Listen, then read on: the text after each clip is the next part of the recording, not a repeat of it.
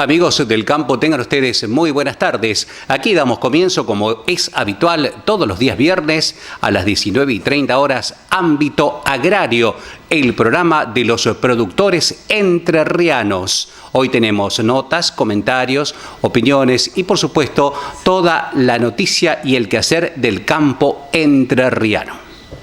Metalúrgica Metalmax de Maximiliano Sitterkopf. Todo en tornería, fresado, rectificación de campanas, roscado, soldadura en general, línea pesada y maquinarias. Encontrarnos en Barrio Tanque, en Virreinato Río de la Plata 518. Consultas al teléfono 03445 154 37 547. Metalúrgica Metalmax de Maximiliano Sitterkopf. Alpargatas artesanales para bebé y niños, variedad de modelos, materiales de primera calidad y la mejor confección.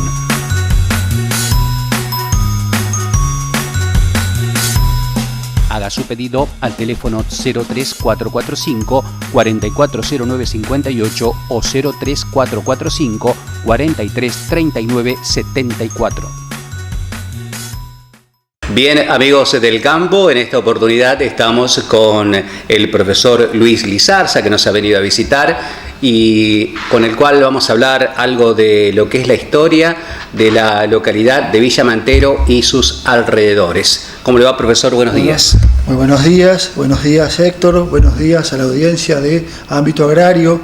Y precisamente con respecto a la historia, que hay una fuerte relación, diríamos, de Villa Mantero, de Basavilbaso, que es la zona que nos circunscribe, pero también de nuestros próceres, de nuestros protagonistas, hablar de la relación, por ejemplo, de lo que fue Belgrano, lo que fue San Martín y sus aportes a lo que es, a sus ideas económicas y sobre todo la vinculación, ¿no?, con el ámbito rural, ¿no? Y precisamente también en estos días en estas fechas importantes, como acabamos de pasar el Día de la Tradición, lo que significa para mantener viva la memoria de un pueblo, y también ahora que estamos en 20 de noviembre, ¿no?, ya lo que tiene que ver con el Día de la Soberanía, también la importancia de la presencia gaucha, y ya que usted hizo referencia a Villa Mantero, precisamente muchos historiadores ubican la muerte, ¿no?, el 20 de noviembre en la acción de la Vuelta de Obligado de precisamente el gaucho Rivero, ¿no?, José Antonio Rivero, primer héroe primer gran reivindicador de la causa de Malvinas y oriundo de la zona de Villa Mantero, ¿no? Usted sabe que el acta de nacimiento del gaucho Rivero, si bien es inscripto en la Basílica en Concepción del Uruguay, pero se lo ubica nacido a orillas del Gená, ¿no? Y precisamente siendo un gaucho que hacía las tareas rurales, una persona común que se dedicaba, ¿no?, a esquilar ovejas, a capar, cualquier actividad que hace el quehacer agropecuario. Aún así, bueno, cuando Bernet lleva precisamente gauchos de esta zona a Malvinas, cuando es designado gobernador, él va con su bagaje de conocimientos a dedicarse precisamente allá en la zona de Malvinas a las ovejas, y es testigo del desembarco inglés, del arrío de la bandera nacional, y ese hecho es importantísimo porque lo conmueve profundamente, ¿no? Y con las armas básicas que podía tener un gaucho, ¿no?, que más que armas eran herramientas de trabajo, un cuchillo, un facón, las boleadoras, las chuzas, que eran las lanzas caseras, como se hacían, pudo liderar una revuelta de gauchos precisamente y recuperar por 1 año y medio lo que fue la comandancia, ¿no? Y por eso decimos con orgullo, quienes tenemos la suerte de ser de esta región, de Basavilbaso, de trabajar en la zona de Villa Mantero, de tener un héroe propio, primer reivindicador primer luchador por la causa, en este caso Malvinas, y también de la soberanía, porque bueno, finalmente el Gaucho Rivero es apresado, es llevado a Londres, es juzgado allí, él y el grupo de gauchos que él lideraba. Y hay un hecho que es importantísimo por ahí en el ámbito del derecho, ¿no? Por ahí usted conoce un poco más por lo que es el sentar una jurisprudencia, porque cuando lo liberan al Gaucho Rivero y al grupo de criollos que lo acompañó en esa lucha, los tribunales ingleses dicen que se declararon incompetentes porque las revueltas lideradas por Rivero habían sido en territorios que no pertenecían al reino británico, ¿no? En territorio neutral. En territorio neutral. Entonces sentaron una jurisprudencia donde se reconocía que las Malvinas precisamente no pertenecía al Imperio Británico. Y después, con el paso del tiempo, en la vuelta de Obligado, donde hay una fuerte presencia de guerra gaucha, haciéndole frente con mucho valor, con mucha injundia, con mucho coraje, a dos de las fuerzas más importantes de la época, como fueron los británicos y los franceses. Allí también pierde la vida. Muchos historiadores, algunos no están de acuerdo, pero la mayoría lo ubica como en la vuelta de Obligado, donde pierde la vida el Gaucho Rivero por heridas de combate, pero siempre defendiendo digamos el sentir nacional, la soberanía, ¿no? Eso entonces lo que es la figura del gaucho, tan importante para lo que es la formación de nuestra identidad, es de destacar, ¿no? El gaucho, y sobre todo si nos remitimos un poco más atrás en el tiempo, cuando se crea lo que es el virreinato del Río de la Plata, en 1776, esta región en la cual formamos parte, ¿no? Entre Ríos, Corrientes, Misiones, Santa Fe, toda la región cercana al puerto, recobra una gran importancia lo que es la producción ganadera, sobre todo. No nos olvidemos que la mayoría de por no decir todos, los caudillos nuestros, además de militares, eran estancieros, ¿no? La figura de la estancia, podemos decir, no recuerdo un porcentaje exacto en estos momentos, pero tal vez más de un 70% de población se dedicaba en aquel momento a un tipo de economía rural, y la estancia recobraba una gran importancia en ese contexto.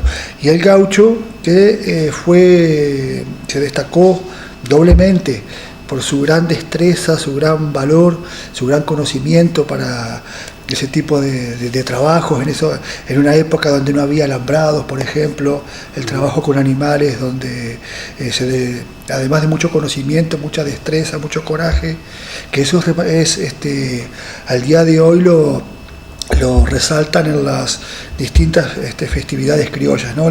El coraje, y después también el coraje en las épocas de las guerras gauchas, de las montoneras, siguiendo a distintos caudillos. Nosotros acá podemos hablar de Artigas, de Ramírez, Urquiza, siguiéndolos a López Jordán en la batalla, a tal punto que una persona como Sarmiento, que tuvo una visión contradictoria, ¿no?, respecto de la imagen del gaucho, a quien lo criticó muchas veces, aconsejó regar con sangre gaucha la tierra nacional, pero por otro lado también nunca dejó de reconocerle precisamente el hecho de la lealtad, y cuando abrazaba una causa al gaucho, capaz de sufrir privaciones, pasar peripecias, pero nunca ser leal hasta el fin por una causa, por un caudillo, digamos, en lo que respecta al gaucho en sí. Y después, bueno, la importancia del aspecto agropecuario, por ejemplo, Hay algo que yo siempre rescato de un personaje de la historia que me gusta mucho, que es Manuel Belgrano. Yo siempre trato de no quedarme con la idea del creador de la bandera solamente, sino en el aspecto rural, por ejemplo, aconsejó lo que sería la formación hoy en día de escuelas agrotécnicas, ¿no? El primero que pensó en capacitar al hombre de campo. No nos olvidemos que cuando está presente en Europa, cuando está estudiando para ser abogado, Belgrano, en esa época la economía recién le toca vivir en la época en que la economía se está independizando como ciencia autónoma, ¿no? del derecho, por influencia, entre otras cosas, de lo que fue la escuela fisiocrática, una escuela que hacía hincapié precisamente en los recursos de la naturaleza como principal actividad económica: agricultura, ganadería, pesca, minería, todo lo que tuviera que ver con los recursos naturales. Por esa influencia de esa escuela fisiocrática, se empieza a separar la economía como ciencia. Eso hace de que se lo tome como el primer economista, el primer contador, a Belgrano se lo considere en el Río de la Plata, y su gran preocupación por la educación de la mujer y sobre todo por la educación también del hombre de campo. Él decía, en su visión religiosa, un hombre profundamente católico, profundamente mariano, muy devoto de la Virgen, él decía que nosotros teníamos un territorio muy rico, con una gran variedad de climas y de recursos naturales, pero que muchas veces no se alcanzaba a apreciar eso o se desperdiciaba por la falta de capacitación, ¿no? Entonces, bueno, los colegios agrotécnicos siempre le deben mucho en su pensamiento también a Belgrano, ¿no? Podemos hablar también, más allá de las gestas libertadoras de San Martín, en su estancia en Mendoza, donde, por ejemplo, lo que es la producción del vino, ¿no? Gran conocedor, gran enólogo, diríamos hoy, gran conocedor, catador de vinos y defensor de la industria mendocina frente a la competencia extranjera, ¿no? Entonces, siempre es importante por ahí ir un poco más allá, profundizar, ver aspectos desconocidos de nuestros próceres y valorar también el legado que nos han dejado, la enseñanza puesta en la educación, en la capacitación y el aprovechamiento de nuestros recursos naturales, ¿no? Perfecto. Volvemos al gaucho. El gaucho sabemos que es un estilo de vida. Ser gaucho es una persona que tiene un estilo de vida propio. ¿Usted cree que existe el gaucho todavía? Y yo para responder, me acuerdo cuando recién lo escuchaba hablar a usted, de una frase que dijo Víctor Velázquez: el gaucho no es una cuestión de vestimenta solamente, sino que es una cuestión de conducta, de valores. Recuperar, sobre todo en estos tiempos donde por ahí las nuevas generaciones muchas veces están reclamando una vuelta a los valores, me parece que es una buena oportunidad que el gaucho pueda seguir existiendo, sobre todo a través de los distintos valores que nos ha transmitido, ¿no? El valor de la palabra, el valor del respeto, el respeto, por ejemplo, por la naturaleza, por lo que es el animal, ¿no? El buen trato, el trato cordial, lo que es, siempre me acuerdo de una de las enseñanzas que me daban algunos vecinos míos también, que decían de lo que es la reciprocidad, la solidaridad, el estar siempre con la mano tendida. Entonces, ante una situación de dificultad, me parece que sí, va más allá de una cuestión a veces de vestimentas, o una cuestión también pasa más por una cuestión de conductas, de valores. Me parece que sí. Ahí donde nace la palabra hagamos una gauchada. Es decir, es lo que realmente hacía el gaucho. Hacer una gauchada, sí. No. Muchas veces también sin estar esperando esa, por ahí esa devolución o algún tipo de especulación. Por ejemplo, también me viene a la memoria en estos momentos los pueblos originarios, ¿no? En su relación con la naturaleza y ese choque que tuvieron cuando viene el europeo, ¿no? El europeo que vino con la mentalidad netamente capitalista de arrasar, de no dejar ni hasta por las dudas nada, ¿no? Cambio el originario siempre en ese vínculo, en esa relación con los recursos naturales, el dar, consumir hasta lo que se precisa, dejar para que se pueda ir regenerando, reproduciendo, que consuman las otras especies también que se precisan, también son valores o enseñanzas que no se deben perder, sobre todo en estos tiempos. Hoy en día muchas veces por ahí es como que lo económico desmedido, el afán de lucro desmedido, muchas veces nos está haciendo olvidar valores que son importantes en la práctica económica y en la subsistencia del planeta también, ¿no? Claro.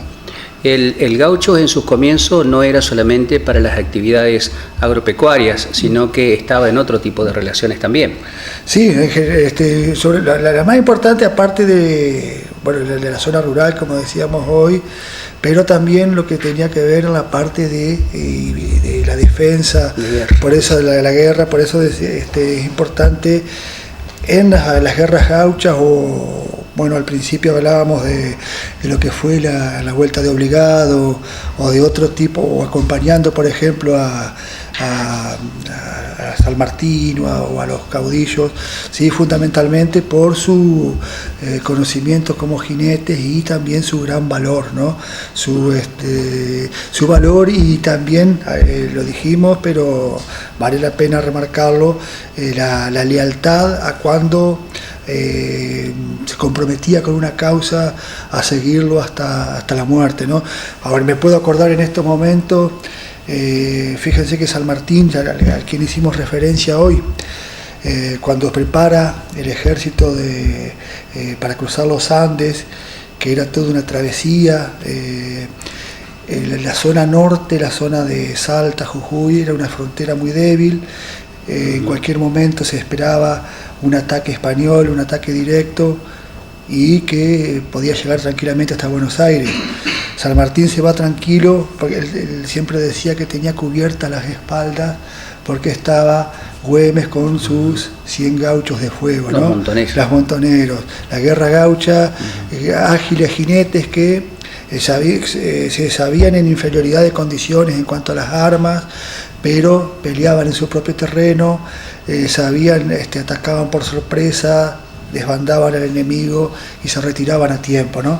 Entonces, y por más de 6 años, la frontera norte, gracias a los gauchos de Güemes, fue un bastión imposible de franquear por parte de los españoles, que eran un ejército el más poderoso tal vez de la época, con armas de fuego, ejército de línea preparado con otro tipo de preparación. Sin embargo, las chuzas gauchas, las boleadoras de los gauchos fueron suficientes, junto con su destreza como jinetes, junto con su coraje, para mantener esa zona, ¿no? Eso también es muy bueno recordarlo, es muy importante, ¿no?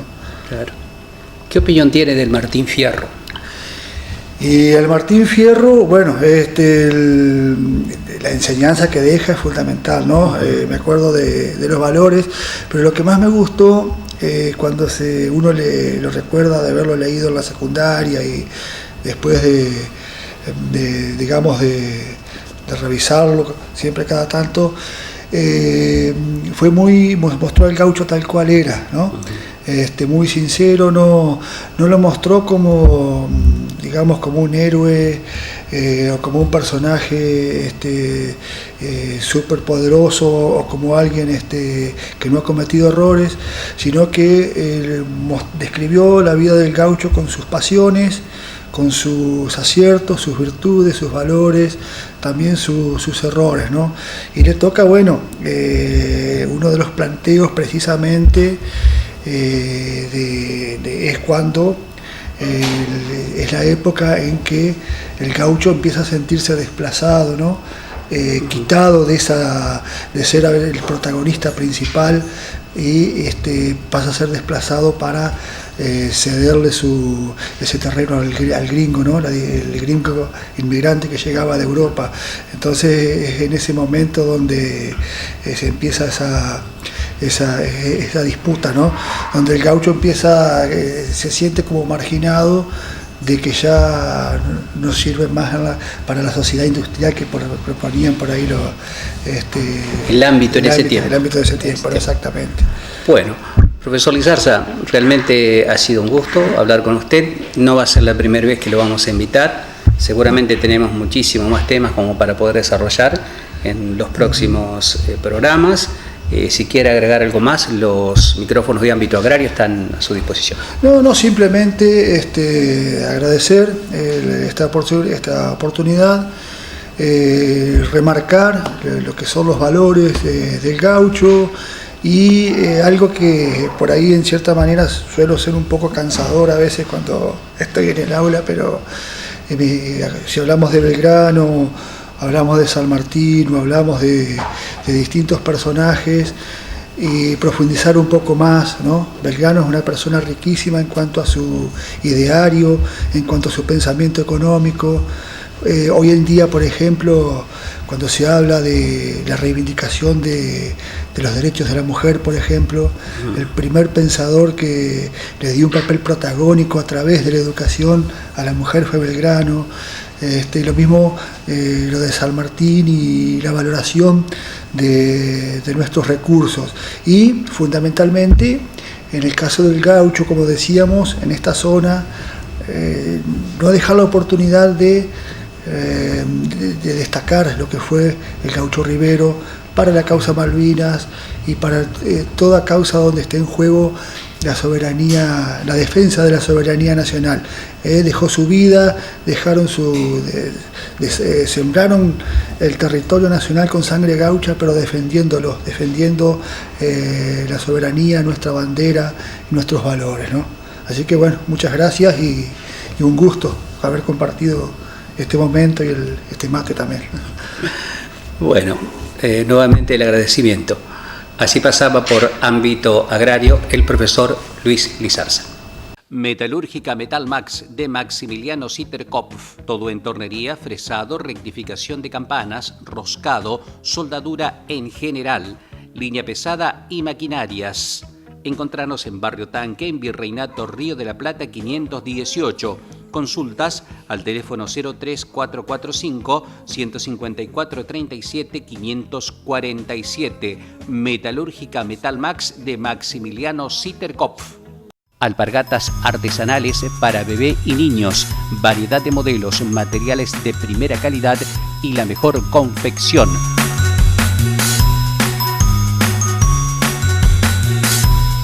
Haga su pedido al teléfono 03445 440958 o 03445 433974. El titular de un establecimiento rural, un ingeniero agrónomo y un aplicador fueron detenidos en Pergamino por orden del juez federal Carlos Villafuerte Russo, acusados de violar los límites impuestos por la justicia para aplicar agroquímicos. Según trascendidos, la pulverizadora habría aplicado un preemergente en soja de banda verde con la receta agronómica correspondiente y los avisos pertinentes a los vecinos y a la municipalidad, pero lo habría hecho a menos de 100 metros de distancia, como establece la disposición municipal. La causa número FRO 70.087/2018 investiga la presunta contaminación ambiental en general de un modo peligroso para la salud mediante la utilización de residuos calificados de peligroso en el Juzgado Federal de Primera Instancia, lo Criminal y Correccional número 2 de San Nicolás. Los 3 detenidos fueron identificados por el portal Primera Plana como Marcelo Acerbo, el dueño Cristian Taboada, aplicador, y José Luis Gratone, ingeniero y arrendatario, y los tres tienen domicilio en la ciudad de Pergamino. Contratistas rurales aseguran que las políticas no fueron las correctas. A veces no hay que darle muchas vueltas a un tema para saber qué pasa en el sector. Con una simple pregunta como están, se destapa la olla, se levanta la alfombra y se ve rápidamente el vapor que sube y la basura escondida. Freddy Simone, presidente de la Cámara Bonaerense de Contratistas Rurales y vicepresidente de la Federación Argentina de Contratistas de Máquinas Agrícolas, conversó con Infocampo y calificó a la actual gestión como un fracaso total, que estamos muy mal por todo lo que venimos viviendo con estas políticas que implementó el gobierno. Pensamos que iba a ser un gobierno bueno para nosotros, pero resultó ser un fracaso total porque no apostaron a la inversión. Lo que hicieron con la economía del país es vergonzoso, detalló Simone. El argumento principal, según el contratista, es que el mayor desafío que entre nosotros tenemos es invertir para comprar maquinaria y nos destacamos en sacar créditos para implementar tecnología que mejore la producción y la competitividad. No pudimos hacer nada de eso y continuó con los problemas del sector. Nuestras tarifas son en pesos y generalmente el productor nos deja para lo último. Es entendible porque ellos quieren saldar primero sus deudas en dólares, pero al estar especificados nos tienen sin cuidado. Consultado sobre qué le puede pedir al gobierno entrante para mejorar la situación del sector, Simone explicó que lo primero que vamos a pedir es diálogo, que nos conozcan, que sepan lo que hacemos y después todas las problemáticas de los contratistas, que a la verdad son muchas, desde el momento que tenemos que salir a la ruta sin una ley de tránsito clara y actualizada a las maquinarias que hay hoy en día, hasta la pata financiera que es casi inexistente, agregó. La editorial correspondiente al mes de noviembre de la Federación de las Industrias Frigoríficas Regionales Argentinas, FIFRA, escrita por su vicepresidente Daniel Urchía, asegura que es inevitable y necesario un reacomodamiento de precios en la cadena de ganados y carnes. El dirigente sostiene que el faltante de oferta que se espera para el verano hará que los precios suban. Es recomposición necesaria para que el negocio sea viable y no tiene que ser vista como un problema. Las políticas del nuevo gobierno tienen que estar orientadas a potenciar al sector y evitar intervención que ya dieron resultados negativos en el pasado. La afirmación contundente de Urchía, la presión de la olla está llegando a su máximo, es argumentada por una cuestión básica del mercado que ante la disminución de oferta de hacienda terminada para consumo y demanda sostenida para la exportación, las reglas de oferta y demanda harán su trabajo ante una oferta limitada y una demanda en crecimiento sobre tensiones de precios hacia la suba, aseguró el dirigente. Los entes sanitarios podrían dejar de brindar servicios. Las autoridades de los entes sanitarios podrían suspender con previa autorización del SENASA servicios de vacunación a aquellos productores agropecuarios que no abonen los aranceles correspondientes. Así lo determinó el decreto 776/19, publicado en el Boletín Oficial, por medio del cual se reglamentó la Ley 27.233.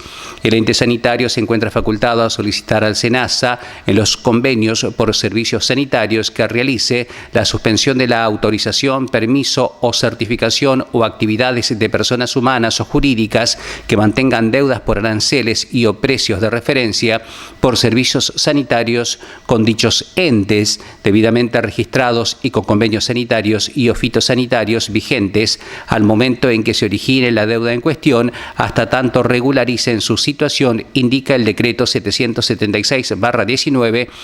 Y de esta manera fue comentado. En tales supuestos, el ente deberá acreditar la constitución en mora y la intimación de pago por un plazo no menor a 10 días hábiles y adjuntar a dichas constancias una certificación de deuda que acredite el servicio impago, el lapso y el modo del mismo.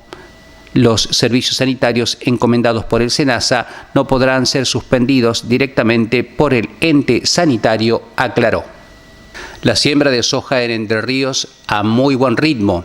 Así lo dio a conocer el CIBER y en el último reporte semanal indicó que los productores se encuentran en plena tarea de siembra. Se estima un avance inicial provincial que se ubica en el 38% de la intención de siembra y se sitúa en 750.000 hectáreas aproximadamente. Sobre el grado de avance por zonas, el CIBER publicó que los excesos hídricos han retrasado las tareas de siembra en el centro norte del territorio. En relación a lo acontecido el año pasado a esta misma fecha, se observa un retraso de 15 puntos porcentuales. Para el girasol, el área implantada en Entre Ríos es escasa y se ubica alrededor de las 1.000 hectáreas. El maíz de primera, el CIBER informa que el estado fenológico del maíz entrerriano se ubica desde B3, 3 hojas desarrolladas, hasta B10, 10 hojas desarrolladas. El incremento de la temperatura y las precipitaciones han favorecido un rápido crecimiento del cereal. En base a consultas efectuadas a los colaboradores, se determinó que el 95% del área implantada posee una condición calificada de buena a muy buena, mientras que el 5% restante presenta una condición regular, sostiene el reporte semanal de la información de la Bolsa de Cereales de Entre Ríos. Metalúrgica Metalmax de Maximiliano Sitterkopf. Todo en tornería, fresado, rectificación de campanas, roscado, soldadura en general, línea pesada y maquinarias.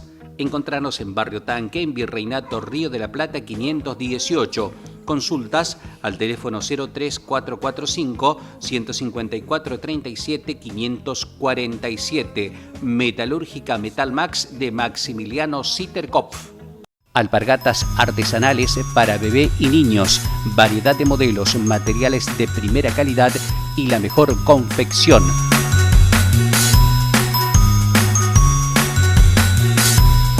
Haga su pedido al teléfono 03445 440958 o 03445 433974. Bien, amigos del campo, esto ha sido todo por hoy. Queremos saludar también a toda la teleaudiencia de la localidad de Villaguay, que sintonizan también nuestro programa. Nos reencontramos el próximo viernes a partir de las 19:30 horas, cuando en el aire digamos ámbito agrario.